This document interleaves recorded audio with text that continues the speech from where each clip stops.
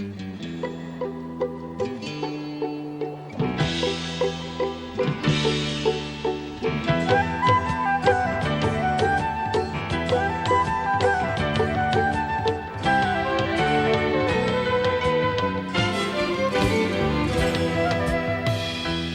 you for joining us. I'm on location in Chicago, where the American Jewish Committee is hosting its 4th annual diplomatic marathon. Jewish community leaders from across the Midwest come to Chicago, and they participate in almost 30 meetings with diplomats in one intense day of Jewish advocacy. Amy Stoken is the regional director of AJC in Chicago, and she's overseeing this event and will tell us more about it following these messages.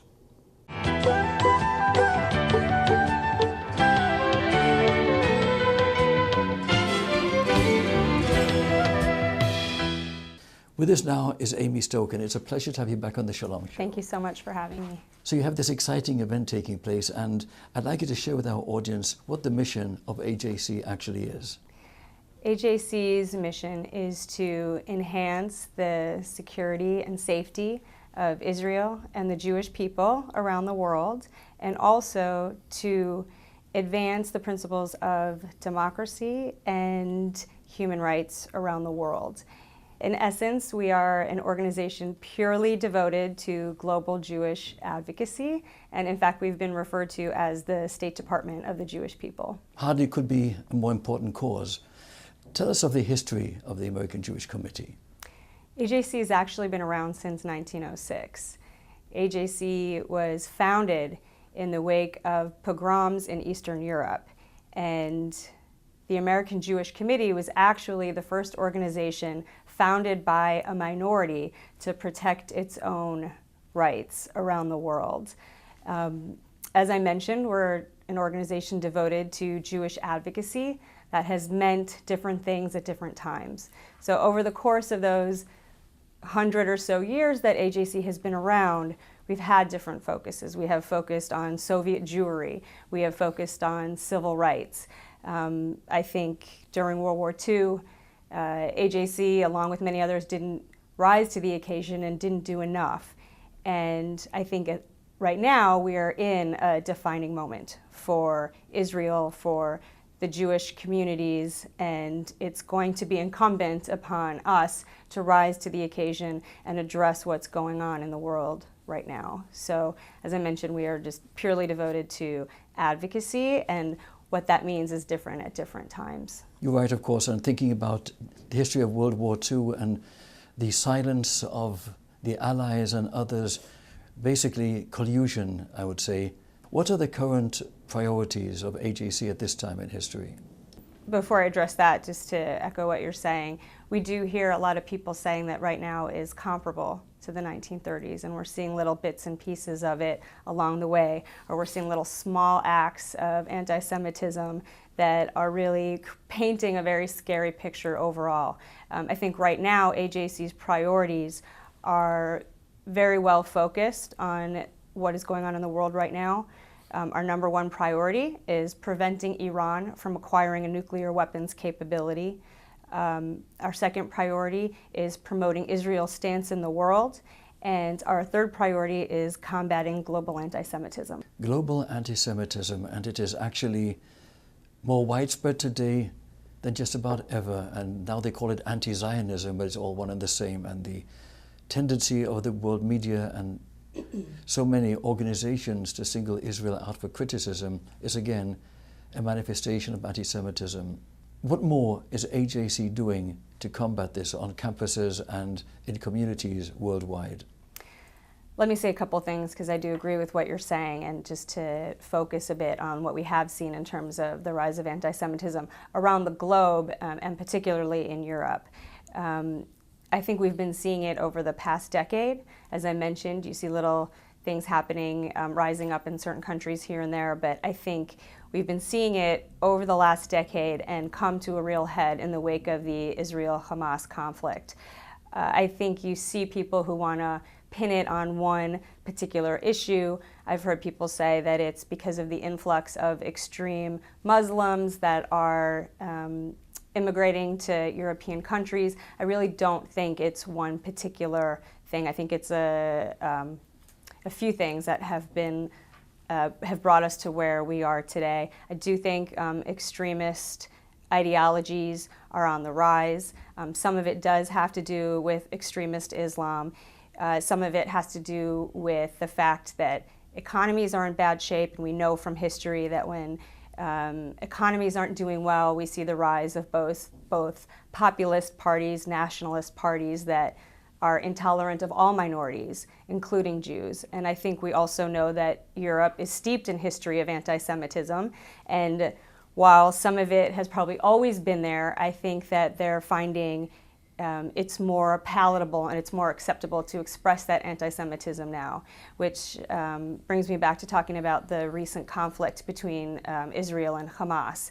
And I think we saw, as you were describing, really very thinly veiled anti-Semitism disguised as anti-Zionism. And I agree with you that it's essentially one and the same. And I think that it was incredibly scary to see the level of rhetoric, the level of violence that erupted as a result of that. So AJC has made this a very big priority. As I mentioned again, our number one tool is advocacy. And whether it's internationally, nationally, locally here in Chicago, our priority is meeting with people that are influential and that affect policy. And I think we've done a terrific job of that already, working with leaders in France and in Germany and in Greece. And we've worked with our partners to secure strong statements against anti-Semitism. And also, many of those leaders have advocated for legislation that puts those words into action on a very more specific level. There are a few things that AJC is focusing on and will continue to focus on. Among those are expanding our European offices. We have 22 offices right now around the globe, so we do have an architecture in place to address what's going on around the world, but I think we need to strengthen those offices, strengthen that staff so that we can reach out to more people, create and enhance those relationships. AJC has a program called Project Interchange. Those are educational missions that bring influential leaders and thinkers to non-Jewish, to Israel for the first time, so that they're able to experience it firsthand. Those seminars include university presidents, technology leaders, diplomats, state legislators, and it's really twofold. It's one, to be able to educate them on the situation that Israel is in, so they're understanding it beyond the media or beyond what they may have, what their preconceived notions may be. And then it's also to connect them with their counterparts in Israel so that they will actually come home and have a strengthened relationship with their counterparts in Israel and whatever they focus on. So for example, there was a Project Interchange mission that focused on leaders in the United States on water technology and connecting them with leaders focusing on the same thing in Israel, which will result in a mutually beneficial relationship. And finally, I would just add the media. And unfortunately, not all the media is as friendly towards our cause as you are, and I think we saw in the Israel-Hamas conflict lots of media out there that was unfair, that was anti-Israel, and so that is a humongous focus for AJC in combating what's going on in terms of anti-Semitism. Our Jerusalem director, Avital Leibovich, was recently on CNN. We have op-eds, whether it's in the New York Times, the Wall Street Journal, the Chicago Tribune, as well as leading newspapers around the world. We make sure that we are making our case heard, making sure people understand Israel's perspective, making sure people understand the dangers of anti-Semitism, both through traditional media and through social media. So we are also reaching millions, whether it's on Facebook or Twitter. But these are all parts of the advocacy work that AJC is doing in the current situation. I was just thinking about what you said, and what a repugnant contradiction it is that Israel is singled out by the media as the scapegoat. Corrupt regimes use Israel to hide from their own failures. Cherchez la juif in French, blame the Jew. What are your thoughts with regard to how Israel is discriminated against by media with lies by omission and so forth? I think there's two things going on here that are important. And one is what Israel represents in the Middle East, which is a bastion of democracy surrounded by a number of Arab nations that don't share the same values, don't share the same principles. I think that is much more of Israel being a symbol of the West in the Middle East, and that is what gives rise to a lot of anti-Israel sentiment. Then I think you have combined what you mentioned was just the history of anti-Semitism and blaming the Jews and scapegoating the Jews, particularly when economies aren't going well. That's what we saw in World War II. With the German economy, it gives rise to intolerance. It gives rise to nationalism. It gives rise to intolerance of Jews as a minority. I think it's important to note that that type of mentality is not just dangerous for Jews. It's dangerous for all of democracy.